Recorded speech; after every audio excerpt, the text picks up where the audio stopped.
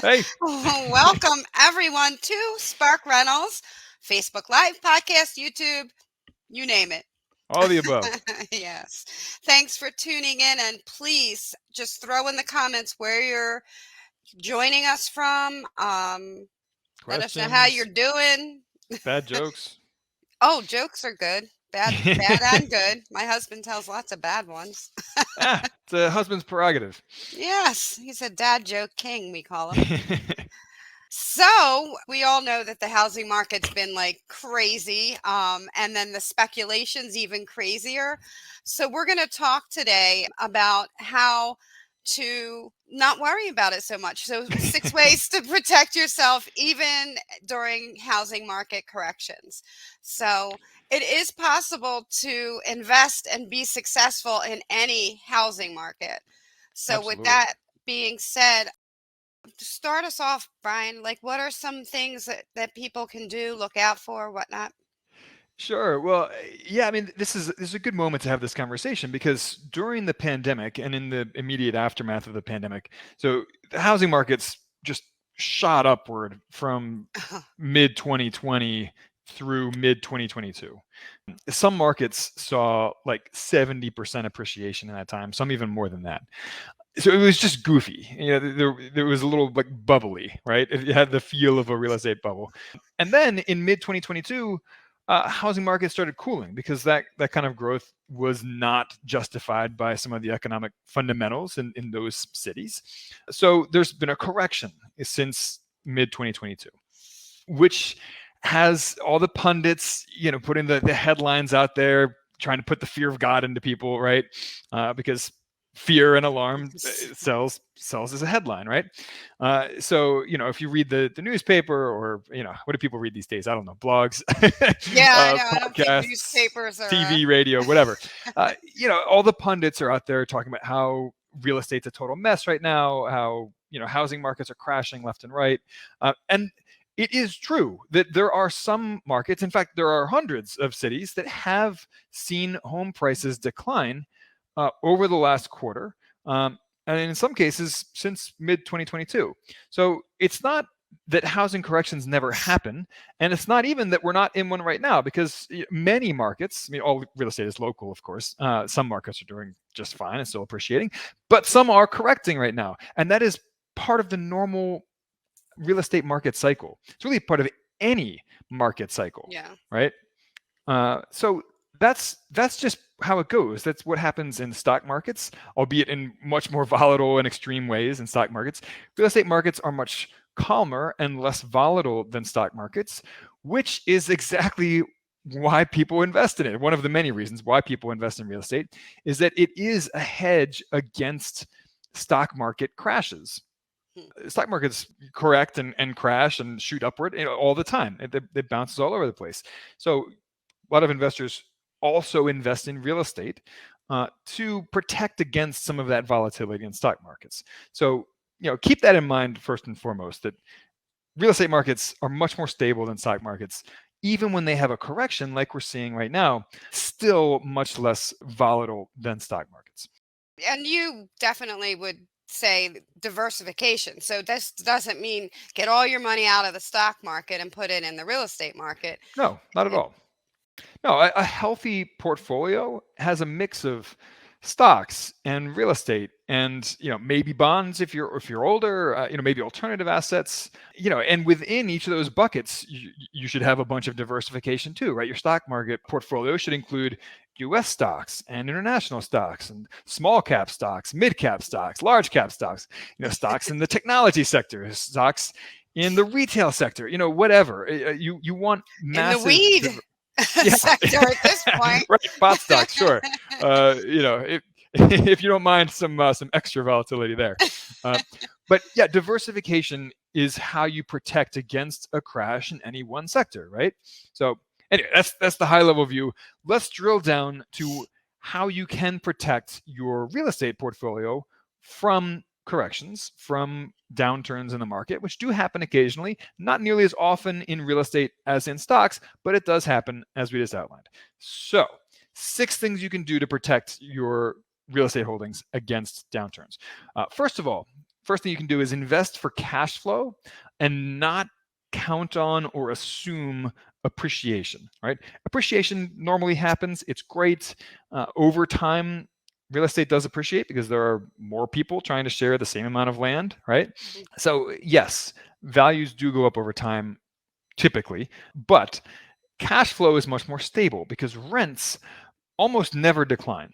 And they don't ever decline on a nationwide level, even during recessions. So home prices do often dip during recessions. Rents, at worst, they just flatline for a year or two.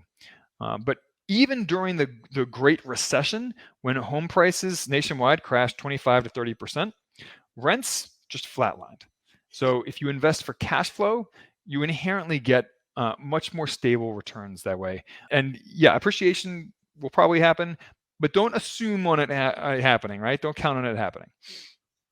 All right, number two, invest in solid, stable neighborhoods. Do not invest in super low end war zone neighborhoods.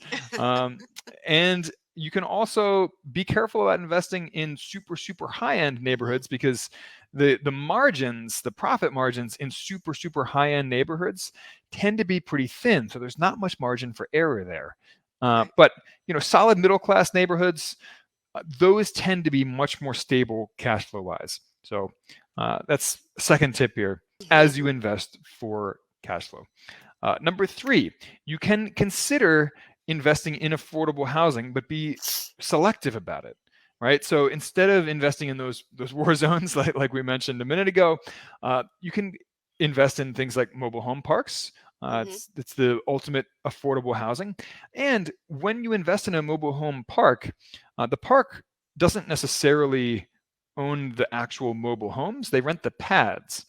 So it's easier to manage a mobile home park with just pads. It's easier to evict people from those pads and so on and so forth. So it's another option on the table.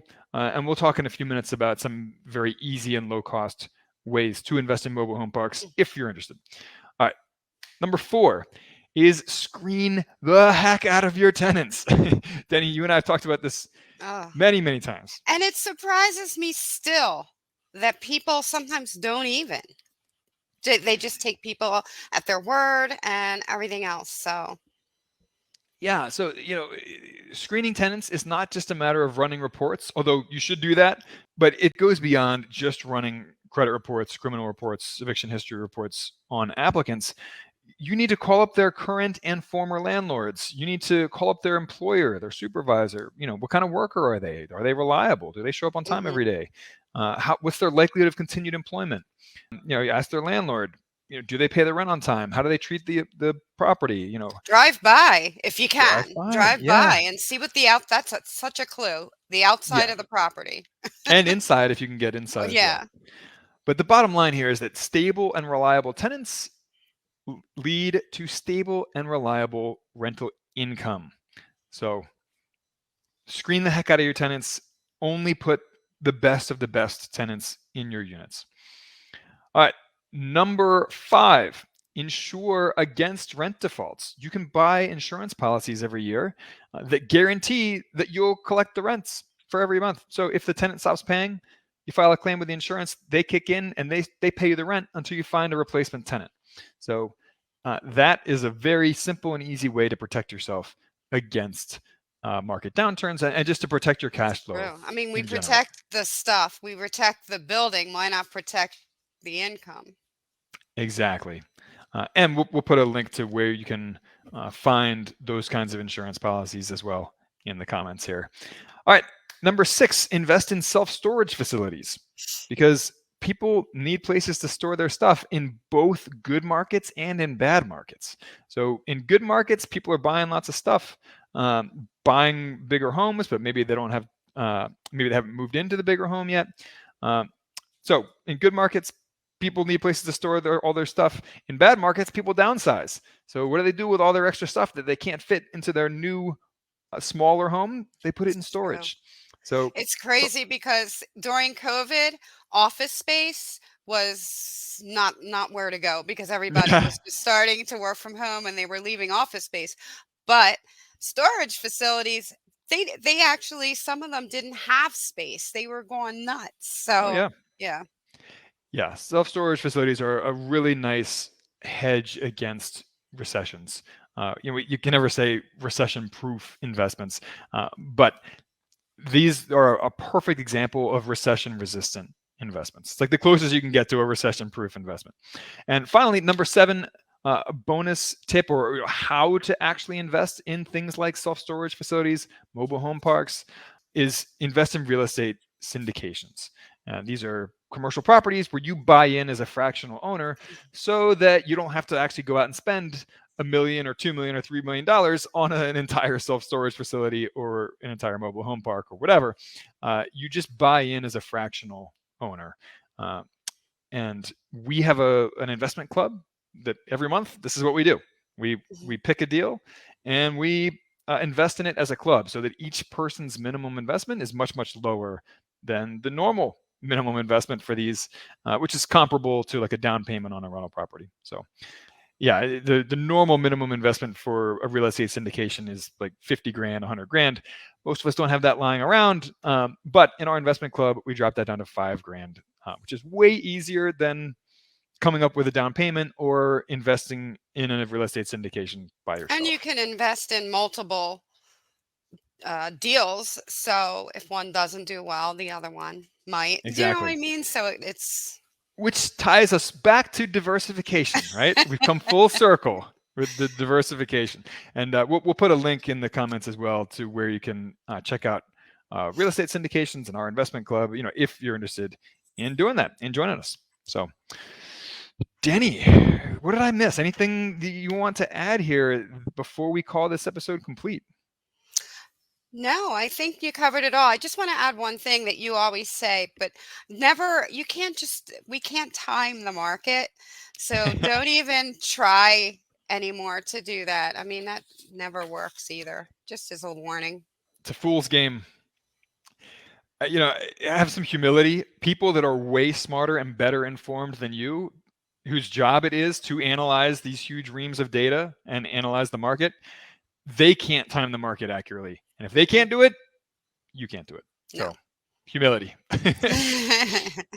And as a final thought, we talked in the beginning of this episode about some cities around the country that are seeing a housing market correction right now.